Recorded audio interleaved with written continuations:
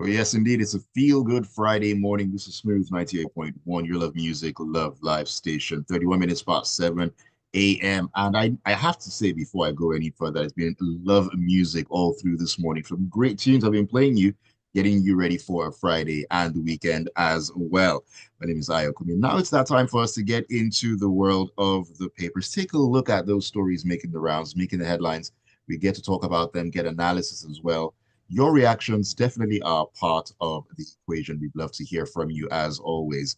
And you can do that by sending your thoughts into us on WhatsApp on 0809 444 0981 0809 444 0981. That is the WhatsApp number. You can also join us on YouTube. We are streaming live at Smooth 981 FM Lagos. Smooth 981 FM Lagos. Joining me as they usually do on a Friday morning, Joseph Obari and, of course, AB Bozimo are in to give analysis and perspective on the stories. Very good morning to you, gentlemen. Great to see you once again. Thank Morning. you. Good morning, Ayo. Good morning, Joseph. Good morning to all of the wonderful listeners out there. Good morning, AB. Good morning, listeners. Ayo, nice to see you again. Likewise, Joseph. Great to have you on the show. And an added bonus for streaming on YouTube, as usual, AB has another beautiful building as his background. So for all the building and architecture buffs out there, yes, you need to take a look at the YouTube stream. Beautiful building behind him right there. So I'm just helping you out, just to push your passions and your hobby forward, as it were. So please join us on YouTube and also drop your comments there. That is also important to join us on the show. All right, let's get things started this morning. It's going to be a whirlwind of different things we need to touch on right here. And I'm going to start with you this morning. I want to jump into the punch. This is concerning the telecom sector. You know, the brouhaha that's been going on over the tariff hikes. Well, the National Association of Telecommunication Subscribers will engage the Nigerian Communications Commission today, seeking a possible reversal of the 50% telecom tariff hike to 10% as the Nigerian Labour Congress signals readiness for a protest. Now, we've since this particular news was made public, it's been different opinions about it. Telecom subscribers saying no, 50% is too much. Labour saying this is unacceptable. They're going to down tools protest and so on and so forth.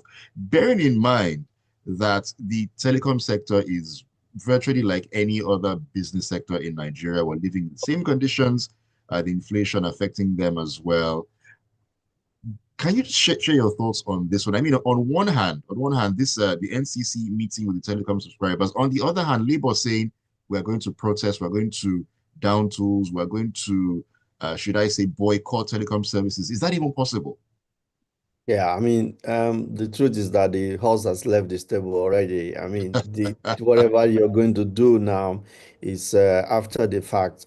The engagements and consultation should have happened before the federal government accepted or NCC accepted the 50% hike in rates.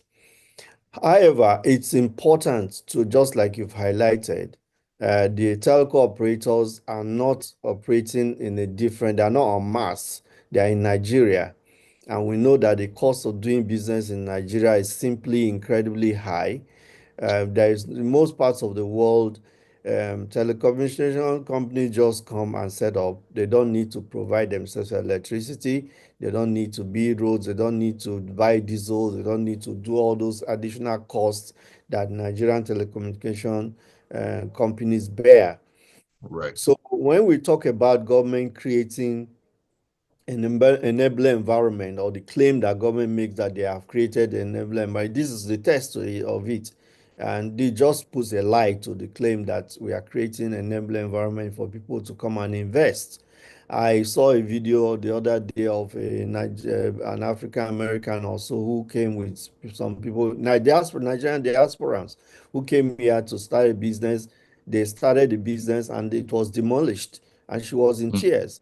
I mean, so the ease of doing business is the core thing here. So if I am doing a little small business, I'm having to buy generator and then provide myself water supply. And then, of course, I'm going to put that into the cost of running the business. Otherwise, I won't make any profit. And the telecommunication companies are not here for charity. They are set up to make profits because people put Indeed. money into those as investments. Indeed. I haven't said so. It doesn't mean before anybody comes for me, it doesn't mean that I'm going to be spared this additional cost. It just means that we have to live with this hard reality. What the NLC coming up to say they are going to down tools. When it really mattered to down tools, they didn't down tools. You're going to solve somebody's business. There are workers in that sector. If the telecommunication companies fold up, will those workers still be able to earn what they are earning today? So they should be able to be rational about this matter. When we wanted them to take actions, they did not. So please, these things are just noise making, and it won't help anybody, because the truth is that the telecommunication sector has been struggling even under the burden of this high cost of doing business. They badly, in fact, some of them have been running at a loss. At some aspect of MTN even declared a loss recently in the last year. So we should be realistic. It's what the government has done is impacting everybody, every business, and it is not a joke. And so people need to be very rational about this matter. It's going to pain us, but I mean, all it needs to do is that, of course, in some cases, we make frivolous calls in this country. Like maybe it will have to help us to learn not to call people and say, I just want to say hi and not to know how you're doing and so on. Which is not a bad thing to do anyway, but you now have to prioritize and check your cost and so on. And the other flip part of it is that we want to see improvement in services. Oh, yes. That has been very Most definitely. deplorable. You can't make calls. Your data fails you when it's most important. Businesses that depend on telecommunication services are not stable. The banking, for example, and all the rest of it. We want to see. It's not just a matter of increasing cost, but we want to see efficiency in the industry. Most definitely. Very interesting thoughts. There's actually something you mentioned talking about the diaspora and who came to set up a business. Now that is, I'm going to hold on to that as a story that we're going to take that has to do something with that. But AB, I see you want to just chip in a thing or two on this one. Just a word on NLC. Perennially flat-footed, wrong-headed, and totally not reading the room. As Joseph said, when they should have gone after the root cause, the cost of living crisis, they were there glad handing and accepting some promises. Now, when people are legitimately trying to sustain their businesses, which, by the way, employ not just direct people, but tons of thousands of other people who get value. Now, NLC Mm. wants to get up and talk. Please, NLC should stop wasting people's time. All right, AB. Some people have said that the NLC going after the telecom sector, when there are other things that they should be doing, other sectors they should focus on, or other times we should speak up. And one of them is the power sector, which we are going to be talking about right now. We're staying in the Punch newspaper. Now, the Minister of Power, Adebayo Adelabu, has reassured Nigerians of his commitment to delivering stable electricity supply, stating that efforts are ongoing to improve the country's power infrastructure. Now, he also addressed misconceptions surrounding the 8 billion naira allocation in the Ministry of Power's 2025 budget, clarifying that the funds are earmarked for advocacy against vandalism, education, enlightenment, and deploying technology to safeguard power infrastructure, not for sensitizing citizens to pay their electricity bills. It is very interesting that he said this. I'm going to quote here. Now, he said he revealed the advocacy campaign would involve a comprehensive outreach across Nigeria's 774 local government areas and 36 states, including the FCC, saying that the goal is to educate Nigerians on the implications of vandalism and encourage them to see power infrastructure as community assets. AB, Should this be a case of sensitizing them or going after these vandals, going after these criminals with the mighty hand of the Lord? Because there should be zero tolerance policy for vandalism, especially where our power infrastructure is concerned.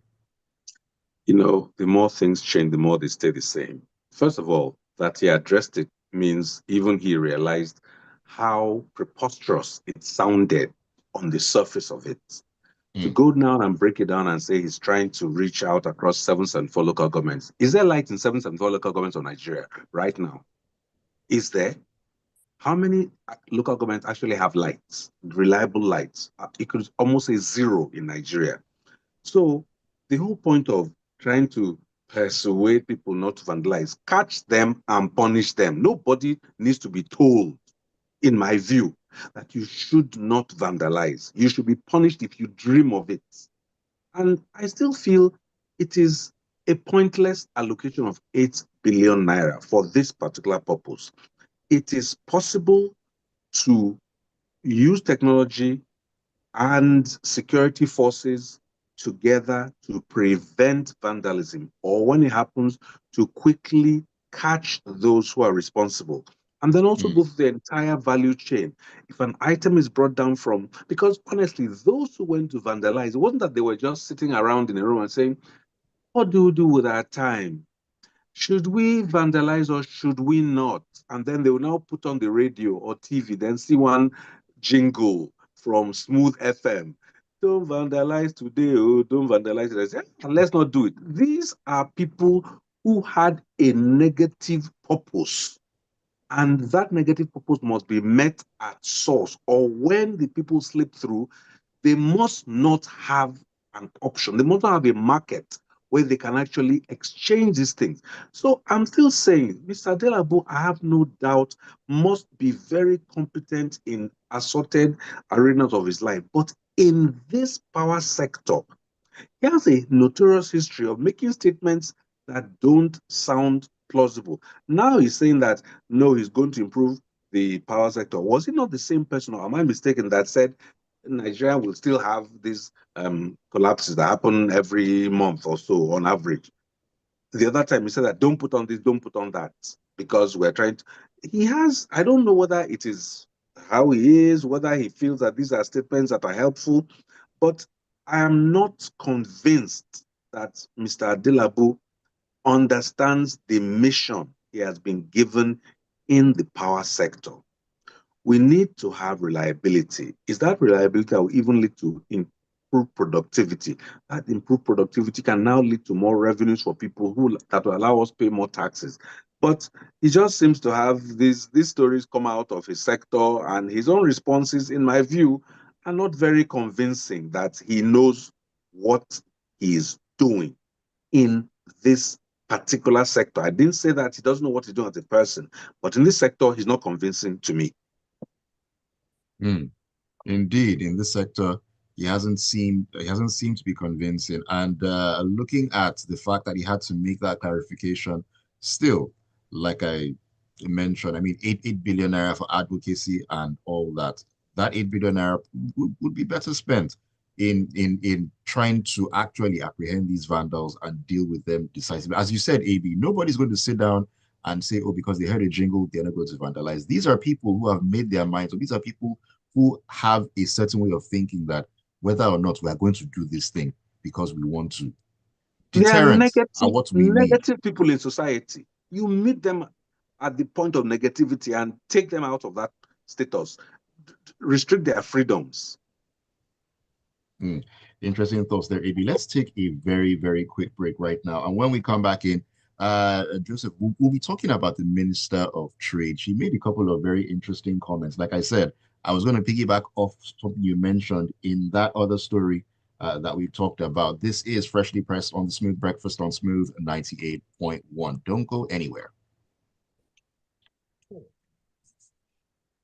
Nigeria is such an interesting country, honestly. I tell you. You say you Amazing. want to look, listen, it's not bad for Smooth FM to get the money. It's part of revenue for Smooth FM. I'm not against using, but for that purpose, you think that somebody who has have you seen a transmission tower? Do you see the steel there? Do you know the kind of equipment you get up with and go there to go and damage it and vandalize it? Is that a Just look, person just looking at those towers alone is scary enough. You don't have the mind to go with the sort of power that goes through those things that can high burn. tension, high Yeah. tension?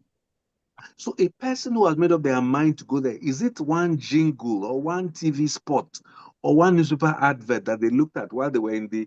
Do you think that they're part of the Free Readers Association? No, these are industrial thieves, industrial vandals, industrial criminals. Ugh, Come on now. Come Nigeria. on now. All right, welcome back to Freshly Pressed on the Smooth Breakfast on a Feel Good Friday right here on Smooth 98.1. 46 minutes, no, 47 minutes past 7 a.m. Ayokunmi right here. Alongside me are Joseph Obari and AB Bozimo. They are giving us analysis of the stories this morning, and we are also taking your thoughts as we get along. So please do send those messages in to us on WhatsApp. The number remains 0809 444 0981. Also join us on YouTube.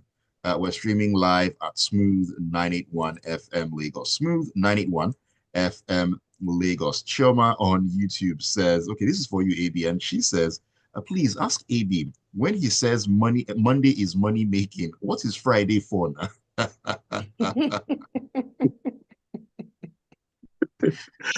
Clearly. I'll think about it. Okay, AB. So we've put that squarely on your table. You need to come back. Give us a date. Don't be like NMPC. Give us a date and come back. Friday is for spending the money you made on Monday now. It's very commonsensical. Friday is Friday. Let me take some messages on WhatsApp really quickly. Adigboyega Adedeji, it's been a while. Good morning to you. He says, tariff hikes, whether network, electricity, fuel, food, and so on, it's as a result of government's ineptitude, lack of strategic planning and thinking, corruption, nepotism, and so on and so forth. You ask, who's supposed to provide enabling and conducive environment for businesses to strive? It's the government. So why must Nigeria be suffering for the failure of government? Why put the burden on Nigerians? It's a shame. He says, since the Minister of Power came on board, the word vandalism or vandalized has never ceased from his mouth. I think for me, this man is not right for this job. He doesn't have the capacity and knowledge for this sector. Idimapuza says telco should be allowed to increase their tariff, but not to increase it to 50%. That is too much. It must be increased gradually. All right, let's see if the meeting between them and the Subscribers Association will yield some fruit. Maybe they will backtrack. I don't know. Only time will tell. All right, jumping back into the stories right here. This is coming from The Guardian. Now, Minister of Trade, Jumoke Oduwale, said the ministry will be watching the body language of the President of the United States, Donald Trump, and the country's Commerce Secretary. Now, in an interview with Horizon News, the minister noted that the U.S. is a strategic partner for Nigeria, and that there's a hope to continue to do good business with the United States. A couple of very interesting words, also mentioning Nigeria is a beautiful bride. We're friends with China, we're friends with Brazil, and looking to do business with all these countries. That Nigeria is open for business and looking for them to actually come in, which is very interesting because I'm going to go back to that story you talked about, that individual who came in to set up a business, it was demolished. Now, looking at how we are looking for foreign investment, of course, we need the foreign investment. Looking at how we are set up right now, should we not have a much bigger focus on putting our houses in or our house in order, making it all right, making it conducive for these businesses to come because they can see what's going on? It's like saying, oh, I want to have visitors come to my home, but my home is like a pigsty or something like that. They wouldn't want to come in to do anything. Shouldn't we focus more on, yes, we're friends with the US, we're friends with China, but are they ready or can they look at you and say, oh, you are good enough for us to come in and do serious business with you? Most of the time when our government officials speak, it just reveals their, I'm afraid to say, ignorance about the way international transactions and relationship build and businesses operate. Before any foreign investor comes into the country, they do thorough background work. Mm, They pay people who do research on that country, check this, check that, check the law, check everything that they needs to be done. They don't rely on whatever your government official is saying as the reason why they want to come and invest. They do their thorough research.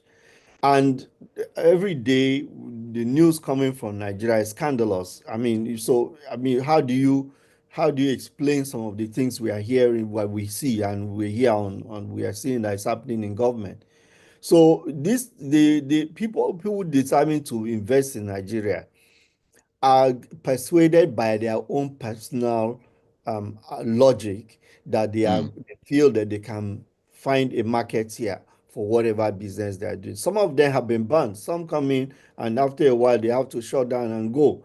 These are people who are maybe optimistic and they came in and believed that well we can surmount all the obstacles. Maybe we can also play the game with Nigerians. If we need to bribe, we bribe just because the market is here. Don't underestimate the fact that Nigeria is a huge market for any business because we are over 200 people and there are many 100 million. things that we 100 lack in million. this country. So the market is there, no doubt about it. So some investors will be stubborn to want to come here. But when they come in and then they experience these things, the ripple effect and what they tell other investors, it's a turn off. In fact, that the comments made on the video on that lady, they were telling her, why did you come to Nigeria? Why didn't you go to Ghana, go to other African countries? They were mentioning other African countries. These are Nigerians saying this about their own country. So it's not a matter of, oh, we are a beautiful bride. What kind of bride are you? If you are a bride and you're a maid, that, oh, you're supposed to be a maid, but all the guys have gone through you. Who wants to come there? That's, I'm sure, to just building on that analogy. You don't just think you're a beautiful bride, but if you don't have, the same Trump is saying that America is going to ramp up on its production of fossil fuel, that's petroleum products and gas and everything, that there is going to go full blast there. It means that what they are going to import from Nigeria will be zero or less It will be because they less, even yeah. want to be able to supply to Europe and then put down what is coming from Russia and so on. So how does that, those are the, if you want to watch body language, those are the kind of things that you should learn. You should now say, okay, what can we do? If we can't export our oil, what happens to US? Who else can buy from us? Who are the other people and alternatives? Those are the kind of things with intelligent discussions where watch the body language of Trump. So what are you doing? You should be strategically calculating now how, if they do this, this is what we are going to do. These are planned to match this kind of. This is the time the thinking should be happening, not to Mm, sit there and watch body language. And then when the body language is not favorable to you, what do you do? What do you do In about fact, it? in You're fact, bereft of idea because you'll be shocked and you'll be in a panic. So what do you those kind of thoughts are the so sometimes honestly when I hear our ministers talk, sometimes I just weep. And it's not just the ministers, many other people in government, when they speak about Nigeria and the way they express themselves. I mean, I had a soundbite yesterday of the vice president talking about 50 million fucking Nigerians crossing the border into Europe on a world stage. What kind of people are we? For goodness sake, where do we get these people from? It's worrisome. indeed it is. Indeed it is. Abi, you're going to say something. if we're thinking about body language now, we're already late. When other people, when people who are strategic, as the election result came out, in fact, before the election, they should have been doing what they call scenario building so that whichever way it went, we had a strategy. So hearing about body language sounds like a very lazy approach. Body language has nothing to do with real politics. You should have a, a view for Nigeria, irrespective of what people do. What are your plans for Nigeria? Sure, you must be aware of the world's, movement, but what are your plans for Nigeria? That's what I want to hear. not we are watching body language. Like what? Who cares about you? Sit down there and be watching body language. Borrow my glasses and be watching. All right, AB, let's quickly jump into the Daily Post because time is really flying by. It always does when we're having great conversation. Now, the Nigerian Education Loan Fund, that's NEL Fund, declared in Abuja on Thursday that as of January 1, 2025, it had disbursed 116.184 billion naira for the upkeep of students across 176,252 beneficiary institutions in the country. Nelfund, however, was given a paltry 58.4 billion naira budget envelope for the 2025 fiscal year. It seems like the common refrain across board is we're not getting enough money in this year's budget. But I mean, looking at what Nelfund is doing or intend to do, AB, walk us through this. Listen, I maintain that as Nigeria stands, we have no business burdening students with debt. We have many other ways in which we waste money, starting with the presidency, closely followed by the National Assembly. The money we spend there, based on the results for Nigerians, is a waste. If Nigerians were living well and that money was being spent, I think I wouldn't notice it. But you have all sorts of figures for furniture, for wardrobe, for constituency, and so on and so forth. And Nigerians are not seeing the benefit. You have ministers coming up there, botting body language, and that person has 4 SUVs. That's why I say it's a waste of money. Now you are giving students the burden of a loan that just so that they can complete their school or go to school as the case may be. At the end of the day, education should be a priority. Then you find there are 2 parts to this story. One is that all these ministers are going to go and whine at the National Assembly that they don't have enough money.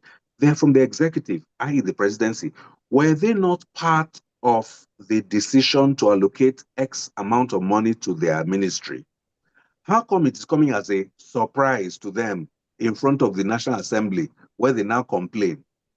If anything, they should be showing how that money, they should have been showing how informed they are about it. I find it preposterous that they go to the National Assembly and moan and groan about how much or how little they are allocated. They are part of the executive branch.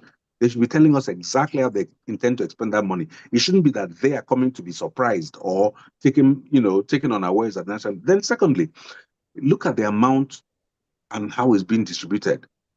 How, based on what is intended, how is that amount going to help any people? Or is it that the first set of monies are the last set of monies? Because now we have a ministry or a department, so there are salaries, there are allowances, and there are capital expenditure. And what's the capital expenditure? What are they building? So there's no space in any ministry for them to have offices. Does that not just show that the size of government has increased? Why are they not part of the Ministry of Education? You see, there are a lot of things that do not make sense, and these are why I say currently the way money is being spent by the administration looks wasteful to me. NEL Fund should have been a grant to help people go through school.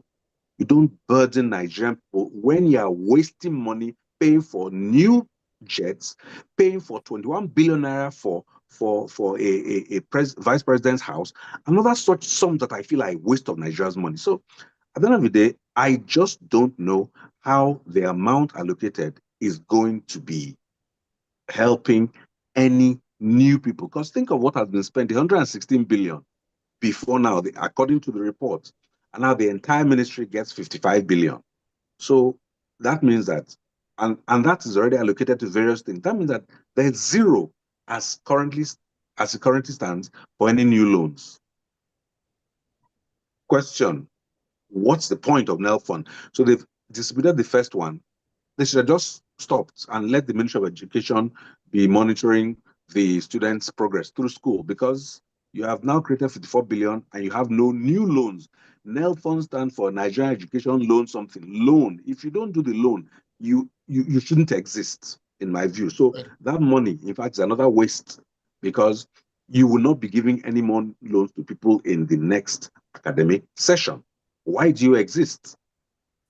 I just feel that the way we prioritize, and I've been looking, somehow this is a figure that's hidden. Please, one of our brilliant, how much is allocated to the National Assembly in this year's budget? Nobody's giving me that answer. It'll come out eventually, AB. All right, we need to take messages as we get along. Charles says, body language. Trump was elected in November and he campaigned that he would focus on fossil fuel, and we're talking body language. It's a total lack of vision.